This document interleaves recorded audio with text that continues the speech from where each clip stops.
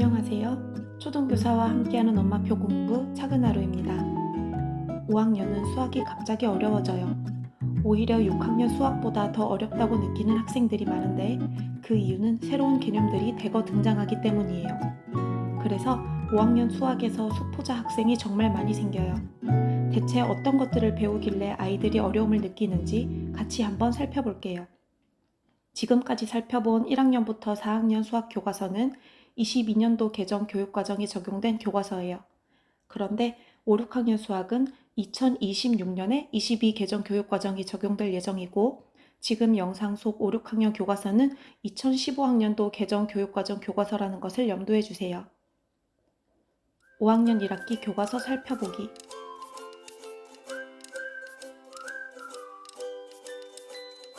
1단원 자연수의 혼합계산. 아이들은 이전 학년에서 덧셈과 뺄셈, 곱셈과 나눗셈을 익히고 올라왔어요. 이번 자연수의 혼합계산은 그 배경 지식을 바탕으로 하고 나중에 중학교 과정인 정수와 유리수의 덧셈, 뺄셈, 곱셈과 나눗셈, 혼합계산의 기초가 돼요. 혼합계산 첫 시간에는 아이들이 괄호에 대해 배워요.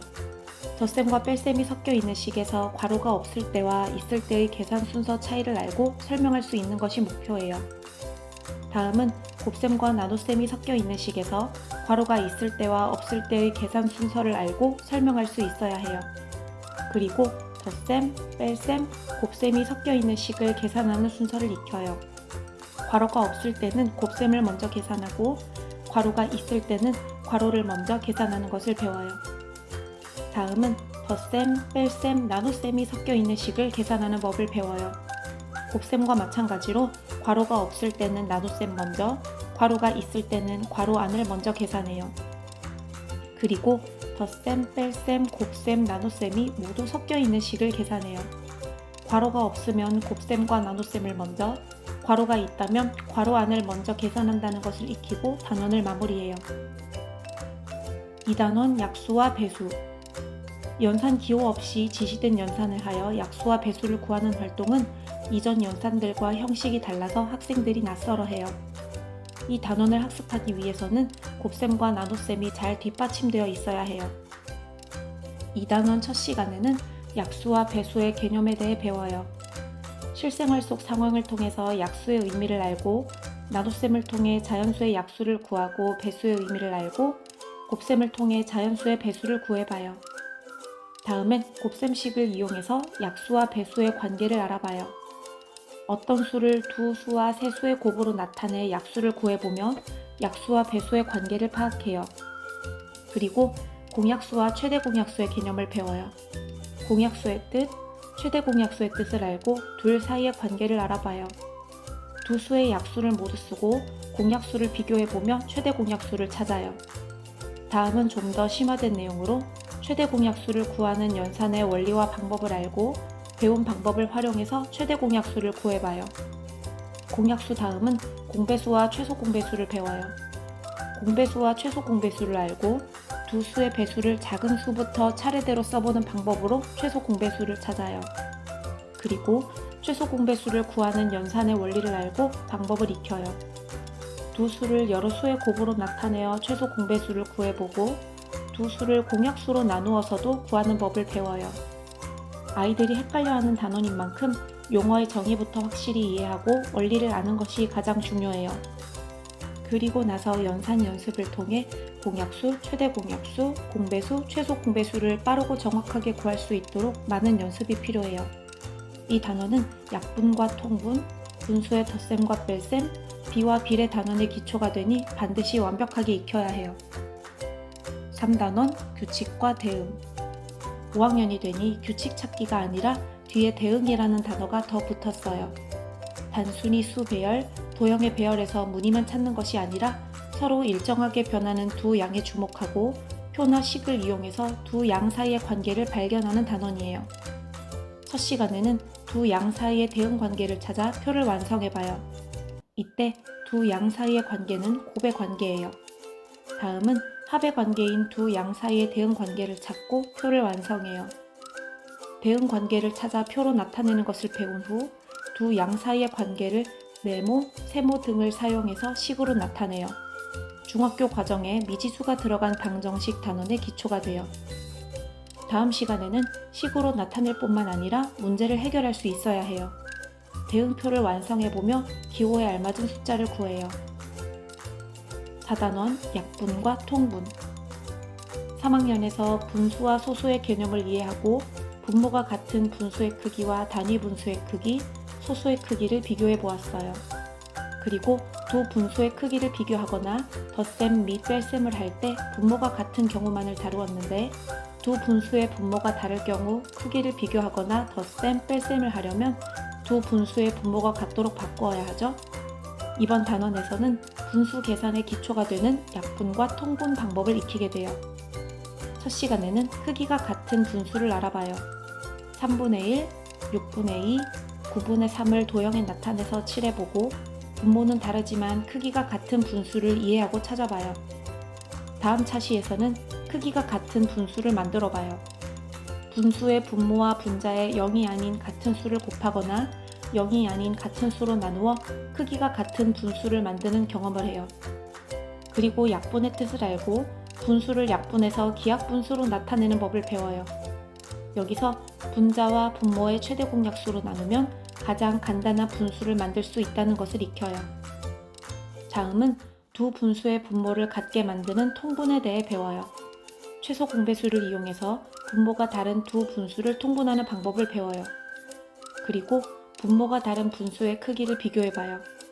먼저 두 분수의 분모를 통분해서 비교하는 방법을 연습하고 세 분수의 크기까지 비교해요. 다음 시간에는 분수와 소수의 관계를 이해하고 분수와 소수의 크기를 비교해요. 먼저 수직선에 나타내서 비교해보고 소수를 기하분수로 나타내서 크기를 비교해보는 법도 배워요. 이 단원은 바로 다음에 학습하게 되는 분모가 다른 분수의 덧셈과 뺄셈, 분수의 곱셈과 나눗셈의 기초가 되는 단원이므로 많은 연습이 필요해요. 5단원 분수의 덧셈과 뺄셈. 4학년까지 배운 분모가 같은 분수의 덧셈과 뺄셈, 바로 직전에서 배운 약분과 통분을 모두 활용해야 하는 단원이에요. 가장 먼저 분모가 다른 진분수의 덧셈이 나와요.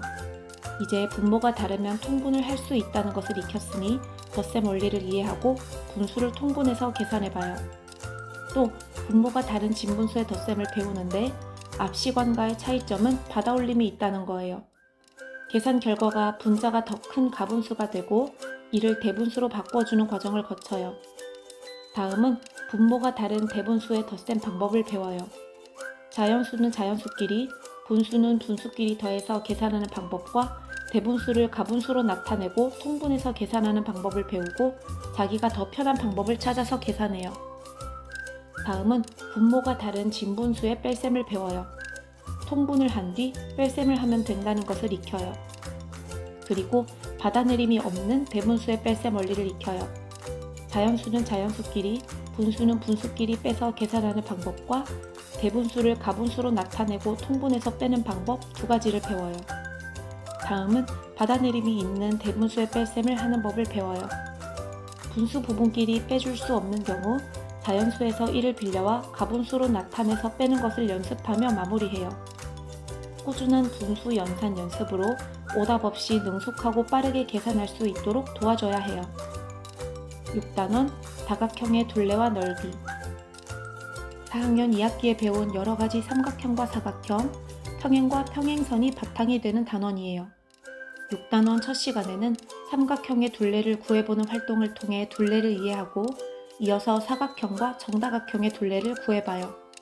변의 길이를 덧셈식으로 구해보고 곱셈을 이용한 식으로도 나타내요. 다음은 도형의 넓이를 구하는 단원이에요. 평면 도형의 넓이를 구하는 방법을 처음부터 교사가 제시하지 않고 학생들이 다양한 방법으로 탐색할 수 있는 기회를 줘요. 서로 다른 넓이를 대어보며 학생들은 표준 단위의 필요성을 느끼고 1제곱cm를 도입해요. 1제곱cm를 배운 후 다음 시간에는 이를 이용해서 직사각형과 정사각형의 넓이를 직접 측정하고 넓이를 구하는 공식을 발견해요. 이후 더 큰 넓이 단위인 1제곱미터와 1제곱킬로미터를 이해하고 제곱센티미터와 제곱미터, 제곱킬로미터 사이의 관계를 파악해요. 그리고 직사각형의 넓이를 구하는 방법을 기반으로 평행사변형의 넓이를 구하는 방법을 배워요. 평행사변형의 밑변과 높이를 약속하고 평행사변형을 잘라붙여 직사각형 모양으로 만들어보며 평행사변형 넓이를 구하는 공식을 유도해요. 다음은 삼각형 넓이를 구하는 법을 배워요. 삼각형의 밑변과 높이를 약속하고 삼각형 두 개를 붙여 평행사변형을 만들어보며 삼각형 넓이를 구하는 공식을 유도해요.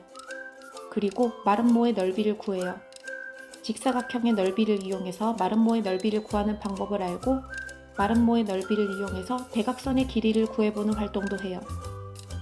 다음으로 사다리꼴의 넓이를 구해요. 사다리꼴의 윗변, 아랫변, 높이를 약속하고 사다리꼴 두 개를 이어붙여 평행사변형을 만들어보며 이를 이용해 사다리꼴의 넓이를 구하는 공식을 유도해요. 여기에 익숙해지면 사다리꼴을 다양하게 변형하고 추론해서 넓이를 구하는 방법을 형식화해요. 마지막으로 여러가지 도형의 둘레와 넓이를 구하는 문제를 다양한 방법으로 해결해보며 어려웠던 5학년 1학기 수학을 마무리해요. 5학년 1학기 수학, 생각보다 정말 어렵죠? 기초 연산만으로는 해결되지 않는 개념과 원리 중심의 단원이 많기 때문에 개념 이해를 우선으로 하고 충분한 연습을 병행하는 전략이 필요해요. 오늘 살펴본 단원들 각각의 학습 포인트를 잘 짚고 나면 분수 계산, 규칙과 대응, 도형 넓이 같은 어려운 단원도 훨씬 수월해질 거예요. 다음에는 5학년 2학기 수학 교과서를 꼼꼼히 살펴보도록 할게요. 오늘 영상이 유익하셨다면 좋아요와 구독, 댓글로 알려주세요.